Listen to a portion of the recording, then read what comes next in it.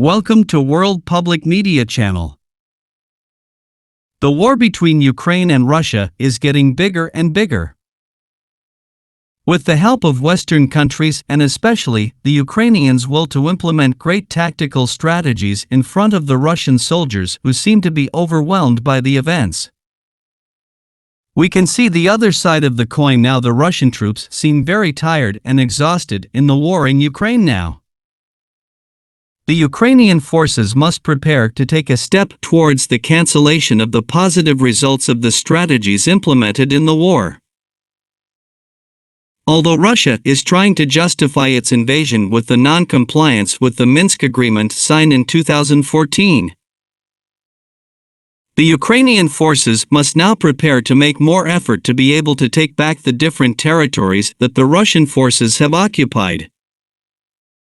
At present, we can see that the Ukrainian forces are about to liberate the Russian-occupied Kherson region in the south of the country, and last month saw the Ukrainian artillery brigades and air force approaching the garrison region carefully managed to cut off the reinforcement of the Russian forces by removing the vital bridges used by the Russian armies.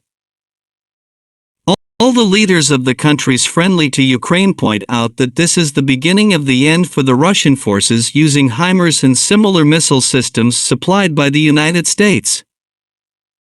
The attack in Crimea has put the Russian leadership on its back, destroying the morale of the Russian army soldiers now. The Russian armored soldiers and the Russian soldiers in the region are haunted by surprise raids of the Ukrainian Air Force while Putin started this aimless and meaningless war. If we refer to Putin's language, we can quickly understand that it was just cries of brotherhood and unity. Russian soldiers were greatly affected by Putin's speech on February 24th.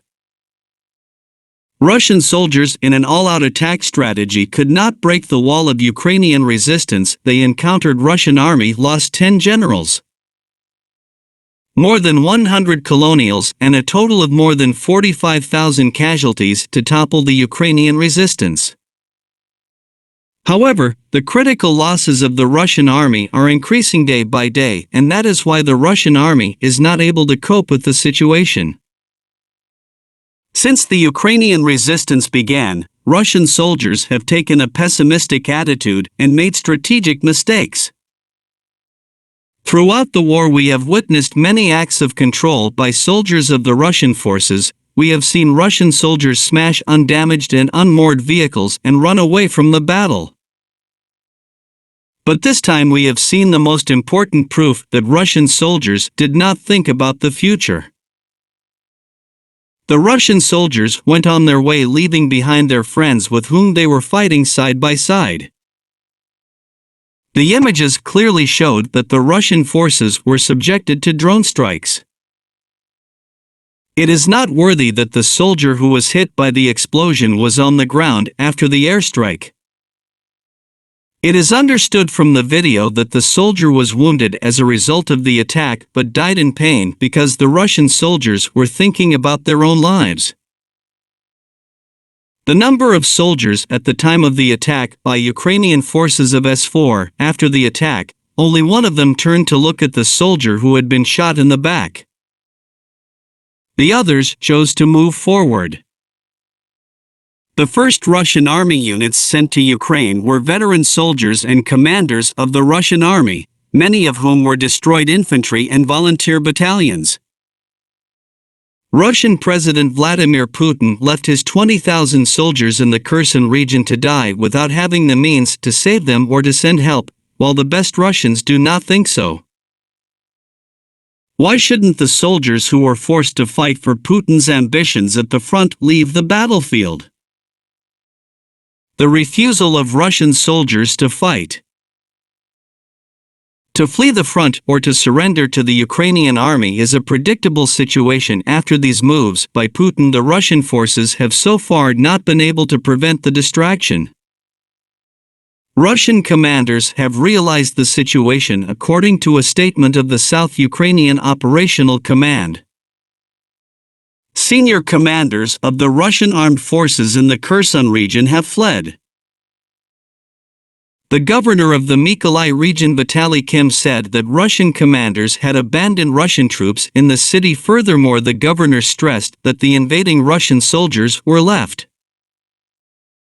alone, passing on the eastern bank of the Dnipro River. The invading Russian soldiers have abandoned. At the moment, the Russian soldiers in the area are defenseless and will not receive any support in a possible Ukrainian attack. We can see that Russian operations in the region have come to a complete stop and Russian vehicles have been switched on. Vladimir Putin and his commanders have left thousands of soldiers trapped in the salt to die.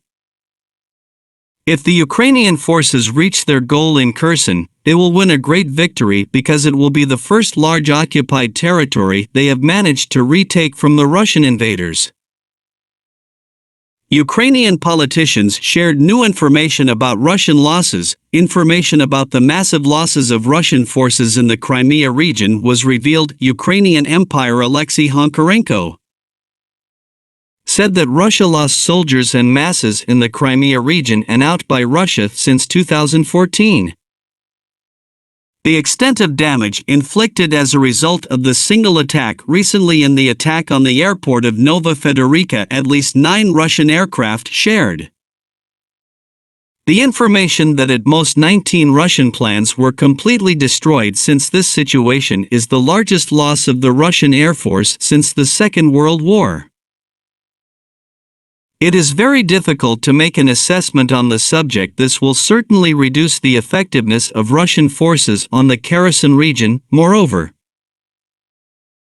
it is an important detail that Ukrainian leader Zelensky has expanded his goals with good progress in the war. In a statement made by Zelensky, it is believed that an effort will be made to retake the Crimea. If President Zelensky has such a plan, it is obvious that the explosions in Russian military bases in Crimea will be used to save money. The Kremlin administration is finding it increasingly difficult to hide its losses. The number of casualties is rising, but Russian President Vladimir Putin or any other Russian official is reluctant to make a statement after the Ukrainian attack on a rational military base in occupied Crimea. People wondered how long the President of the Russian Federation Vladimir Putin could continue to make statements. President Vladimir Putin could continue the war. Ukrainian attacks in Crimea were certainly a blow to the Russian military and Russia, in turn, in perfidious retaliation, attacked civilians at the railway station in southeastern Ukraine. Zelensky said the death toll from the attack on the Chaplin railway station in the Dnipropetrovsk Oblast on Wednesday, August 24, was 22. Meanwhile, the Pentagon is taking further steps to strengthen the Ukrainian Air Force and drone army. U.S. Department of Defense Undersecretary for Policy Dr. Colin Cole said Wednesday that the U.S. will provide Ukraine with a Vampire counter-drone system, or a counter-terrorism system that uses small missiles primarily to launch missiles from the air. The U.S. Vampire counter-drone systems are included in the latest U.S. $3 billion security aid package for Ukraine announced Wednesday. Drones have a very important place in modern warfare tactics and the New World Order. The Russian army shows a very poor record in these drone technologies and therefore carries out more indiscriminate attacks than the Ukrainians. Help the channel to grow by subscribing and sharing the video around you. Don't forget to leave your point of view in comments.